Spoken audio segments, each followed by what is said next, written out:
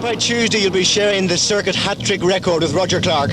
Certainly hope so. You know, we're here to try that, and we'll do our best this weekend.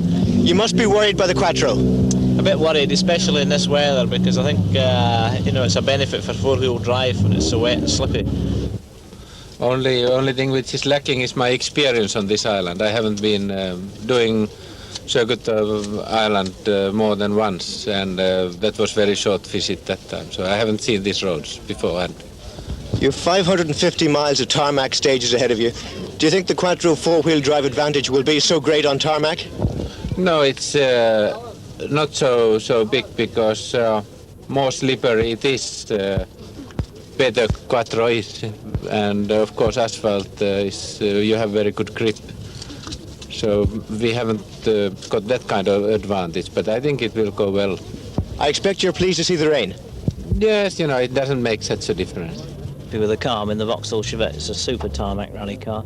We went down to the West Cork International 3 weeks ago and won that one, so it gives me a lot of confidence, and I think things are going very well. Jag behöver inte korsika. Ja, du får direkt efter. Om någon utav oss bryter eller någonting så tar du med en till Sverige så har vi grejat det där. Den har jag riktigt i Sverige runda annars. Spjut har 2 perfekta. Men ta med en hem, glöm inte det. Nej, lovar. Per, if I can ask you to change languages just for a moment. Yes. The world rally debut of the Toyota Celica, the lighter, more powerful Celica. Are you going to improve on last year's 6th place in the circuit? I try, yes. But it's a long way to finish. Long way to go. Last year you had some tyre problems for most of the event. Yeah. Are you happier with that situation now? As we use Michelin now, we see what this like. I think it's good. 1981 world champion, do you think that the Quattro is going to be a big challenge to you this weekend?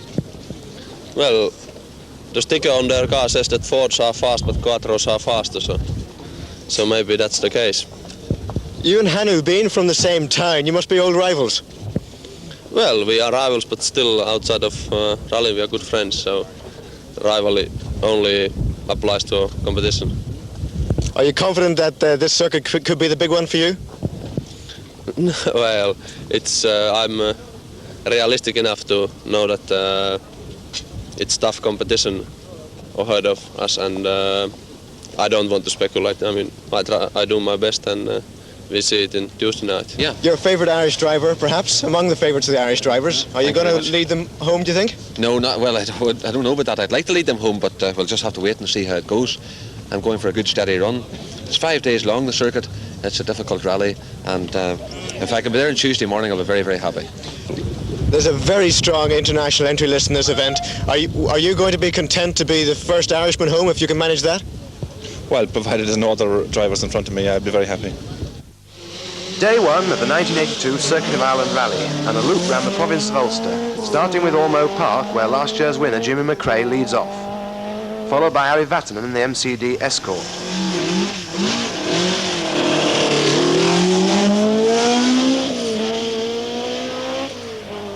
On 3, Hannu Mikkola, who sets fastest time here in the David Sutton prepared Audi Quattro.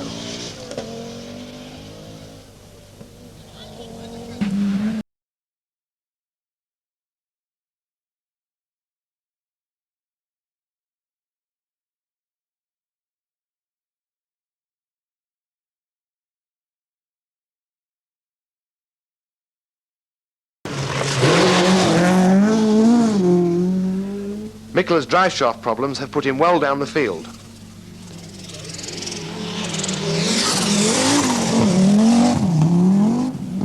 In the second of the Rothmans Opals sits Henri Toivonen and Ulsterman Fred Gallagher, currently lying second in the championship behind Mikkola.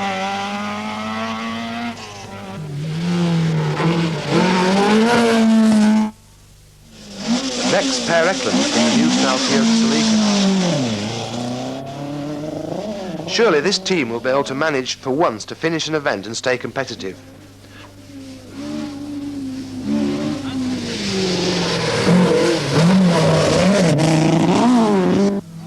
Ger Buckley driving an Irish-entered Opel Ascona 400 in place of his Chevette. Still a GM regular and one of the fastest local drivers.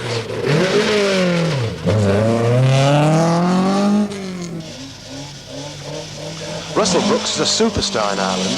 He has won the circuit twice and last year was third after a crash which put paid to a brilliant chase of McRae for the lead.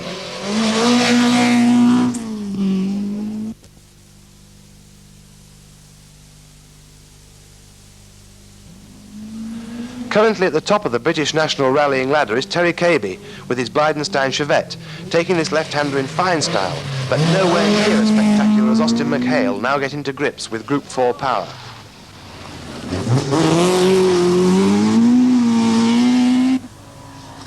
Stage 5, Tully Lube, and Mikkola sets fastest in his bid to recover the time lost early.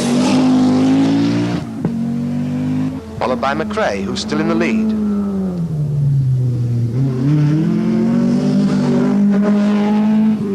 Third fastest at Tully Lube, Henri Toivonen. And Per Eklund is going very well. Can it last?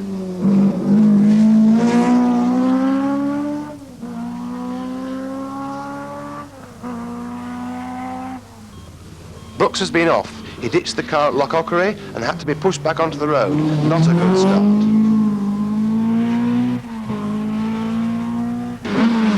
Stage 8, Kitstown, and Toivonen's really in the groove now, and he beats Mikkola by just a second over the 4 miles.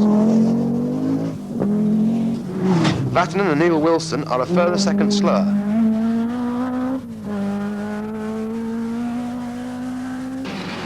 KB is losing oil and petrol by the look of things, and he has slipped from 3rd to 4th. Jimmy's still very much in command and extends his lead by 5 seconds. Brooks is lying 8th. A welcome return for the king of Irish rallying, Billy Coleman. He won in 75 and 76. The car, a Sydney Meek Escort. Will he be able to stay with the international superstars? Oh dear, it's happened again. The Toyota's in severe trouble and out of the rally before it's hardly begun. John Lyons knows the road in the north like Coleman does in the south, so we can expect a high placing on the first day. Fagan's flying here, beating all save McRae. Stage 13, head of the road, and the leader's pace never slackens.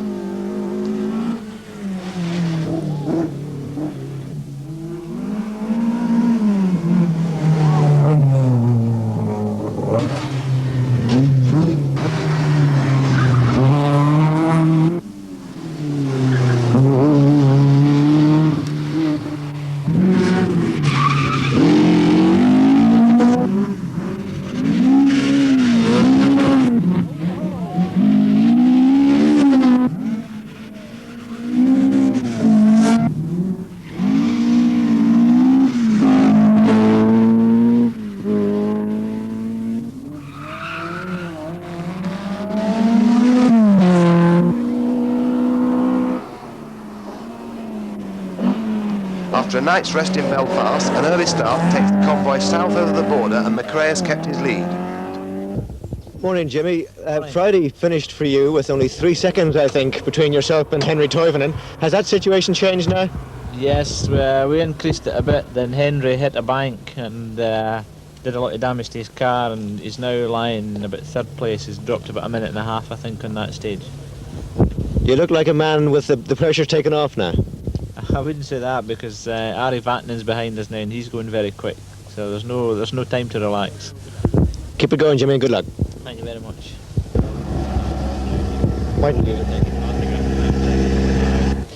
Now in second, gonna catch him?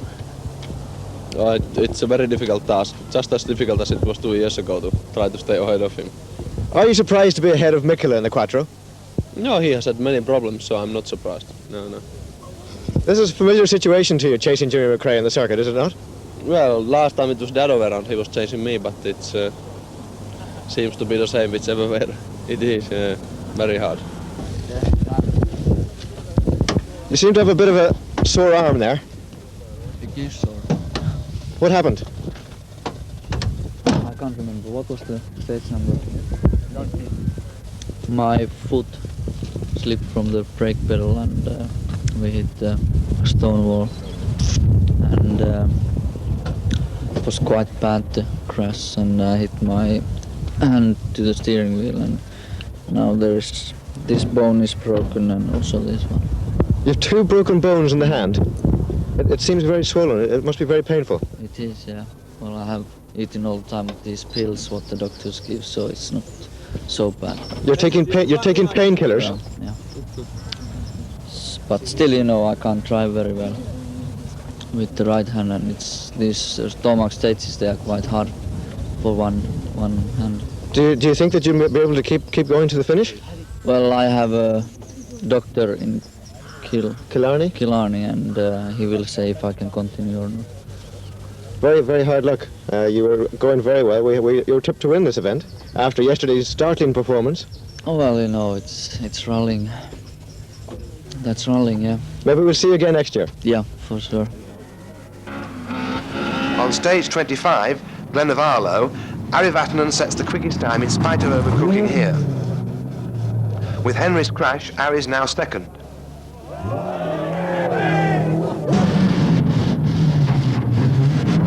Jimmy, though, has still got half a minute lead. Henry's broken bones don't seem to be slowing him down, or is Fred doing the steering?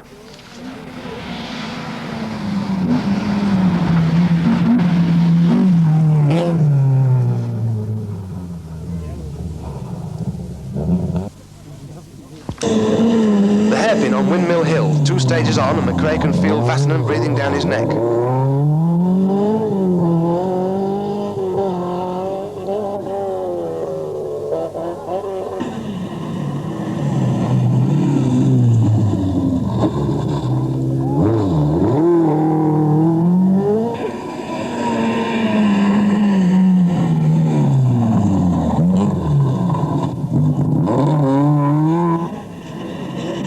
His rally is nearly run and he hits a bank a little further on and retires there and then.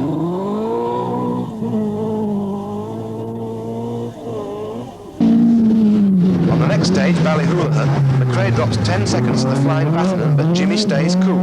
He knows all about pacing himself on this long event.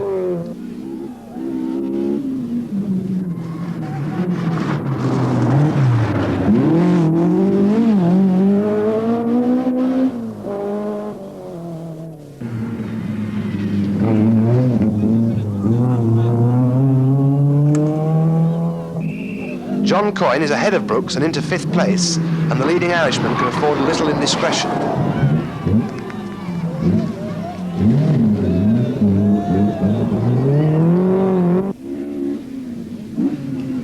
Coleman is up to 7th as he nears home ground.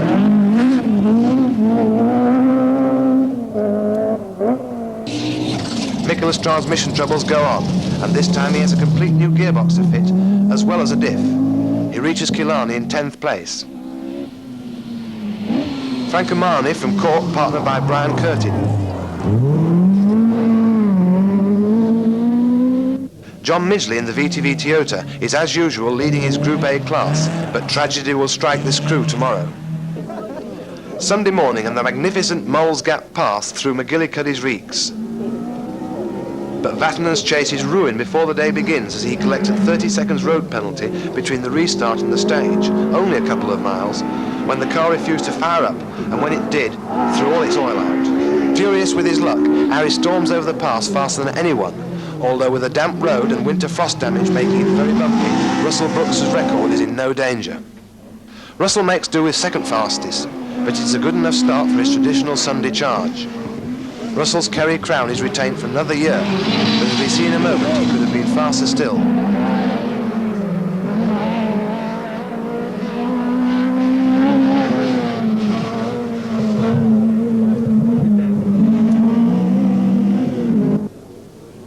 McHale equals McRae's time and electrifies the crowd.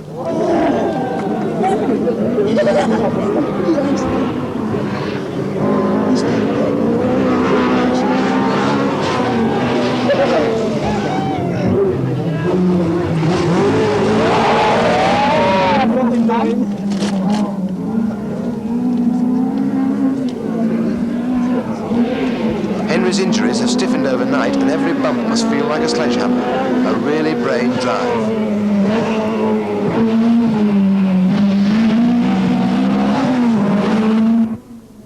Desi McCartney starts the day outside the top 10.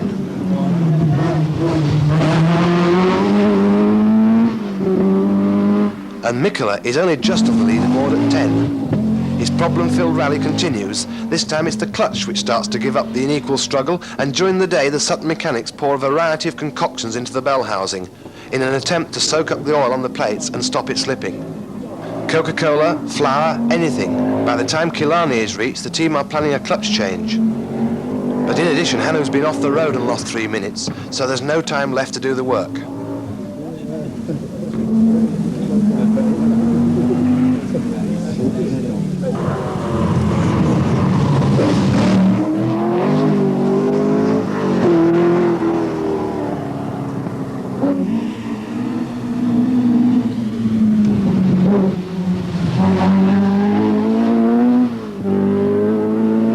For Midgley, it's much worse. On the next stage, they wrong slot at an unmarked junction and, realising their error, turn to meet the next competitor head-on. All four end up in hospital. Fortunately not too badly injured, but the VTV car is a total wreck. The stage is cancelled, so the next competitive stretch is Rowty River. McRae stays in front. As Brooks apart, nobody's luck lasts long enough to challenge him.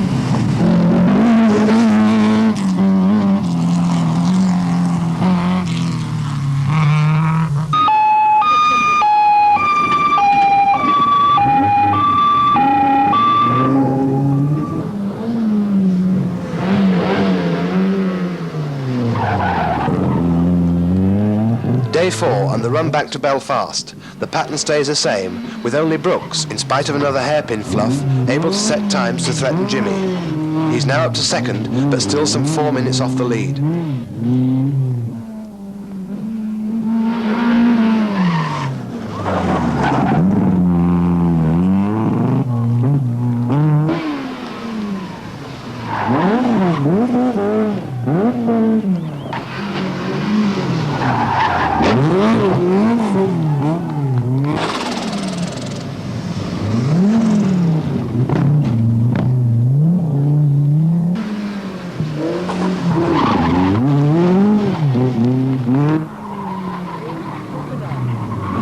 Just look at Vatanen's front wheels. He's broken a strut and losing more stage and road penalties whilst the car is fettled.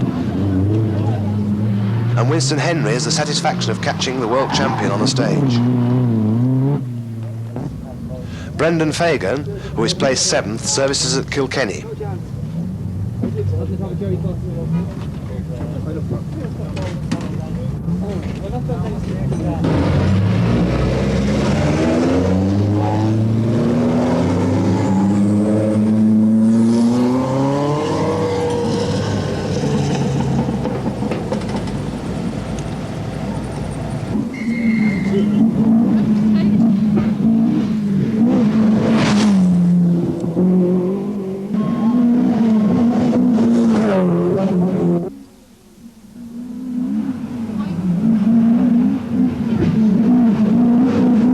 Coyne still holds on to 4th place, but he is under increasing pressure from Billy Coleman, now up to 5th, who is back in his native county, knowing every inch of the road. Fagan 7th. Mikkeler up 1 to 9th. McCartney 10th. And yet more problems for poor old Harry. I'll tell you once I get to the 2 stages done. We've still 2 stages to do, and anything can happen, in rallying. So I'd rather wait to the Antrim Castles past. But Jimmy, with 5 minutes to go, surely you can take it easy from now on. Oh yeah, we haven't been pushing it through the night. We've just been maintaining a sort of reasonable speed. It's very difficult to slow down completely, because that's when you make a mistake. You've got to have some competitiveness about your driving. So I think, barring being very unlucky, we should get through the next 2 stages all right. And you've no problems with the car at the moment, so barring a major unexpected disaster, you're looking for the circuit victory yet again. Well, I hope so, yeah. Well, Billy Coleman, where are you lying at the moment? But it's very close between John Coyne and ourselves for fourth place, but I think he's just got the edge. We have 2 stages to go. I'm sure you're going to keep trying and get that 4th place. Well, we'll keep trying, but we just have to wait and see who makes the mistake. How many seconds are you behind him at the moment? We're trying to figure out. It seems to be a bit of confusion. It's somewhere between 15 and 30 seconds, so it's quite close. Any problems with the car? None at all, except we had a bit of a delay last night when the carpet under the navigator's seat caught fire on Sally Gap, which was the longest stage, and cost us about a minute in time. But apart from that, the cars run perfectly.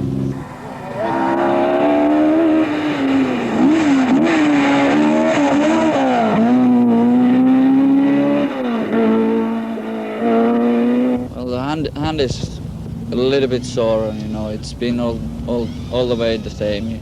It's just useless. You had a big off, did you, in the last couple of days, trying to catch up? Well, yeah, but the thing was finished when we had to change the gearbox. We got 11 minutes penalty, so we finished the trying. And it's been really hard driving anyway, you know, with one hand. Yeah. But I mean, you're still going as fast as you can under the conditions? No. We have driven now 10 last stages very gently. And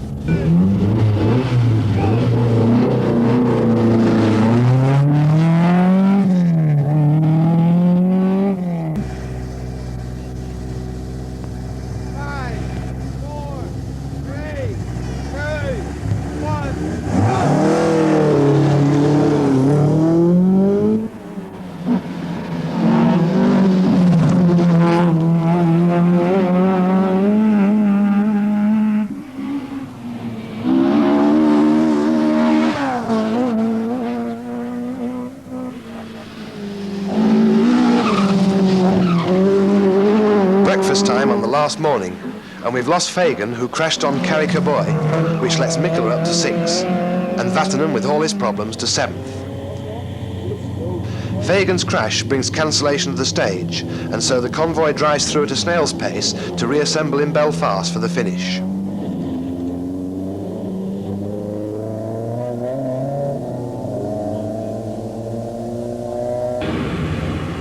A brilliant hat-trick for Jimmy. Second to Russell Brooks and Mike Broad, 5 minutes down. Third, a very brave Henri Toivonen.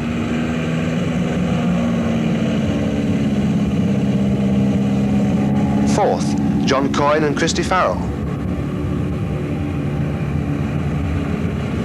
Fifth, Billy Coleman and Brendan Neville.